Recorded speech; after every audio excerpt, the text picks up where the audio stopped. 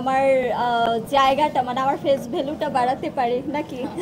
আমি যখন ময়না সিনেমার শুটিং করি, ছোট্ট একটা গল্প, অভিনয় দেখে বলতো যে অস্কার পাবা। তারা শুধু আমাকে দেখে আসেনি, বারিশা হক আপু, অ্যাডলফ খান ভাইয়া, তারা তো অনেক সিনিয়র পপুলার সোশ্যাল মিডিয়াতে, তারা ইন্ডাস্ট্রিতে বহু বছর ধরে আছে। তাদের পাশে আমি দাঁড়িয়ে এই ছোট্ট একটা মানুষ যদি আমার জায়গাটা মানে আমার ফেস ভ্যালুটা বাড়াতে পারি নাকি, অনেক ভালো খারাপ কোথায়। এই জন্যই আসলে চলে আসা। এমন এক জায়গাতে দেখতে চাই যেদিন মনে হবে যে রাজরিপাকে ব্র্যান্ড অ্যাম্বাসিডর বানানো হবে। আমি ওকে বানিয়ে দিয়ে চলে যাব, হয় না তাই না?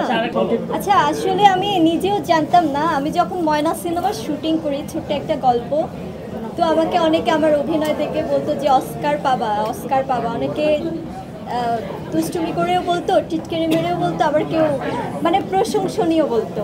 তো যেদিন আসলে পত্রিকায় আমার নিউজ আসে, সেদিন আসলে আমি নিজেও অবাক হয়ে যাই যে অস্কার মানে এই শব্দটা একজন মানে প্রথম সিনেমা বলতে গেলে অ্যাজ এ হিরোইন বড় পর্দায় ময়না সিনেমা হিসেবে এসেছে জাজ মাল্টিমিডিয়া, এবং হ্যাঁ আলিমুল্লাহ ভাই আমাকে সুযোগ দিয়েছে। এবং এই জায়গাটা এত তাড়াতাড়ি জয়া আহসান আপু এবং মেহেজাবিন আপুর সাথে যে ছোট্ট রাজরিপা নামটা জড়াবে, এটা সিরিয়াসলি আমি প্রাউড ফিল করছি। হয়তো নেক্সট কোনো ভালো একটা কাজ নিয়ে একদম অস্কার পর্যন্ত চলে যেতে পারবো ইনশাল্লাহ।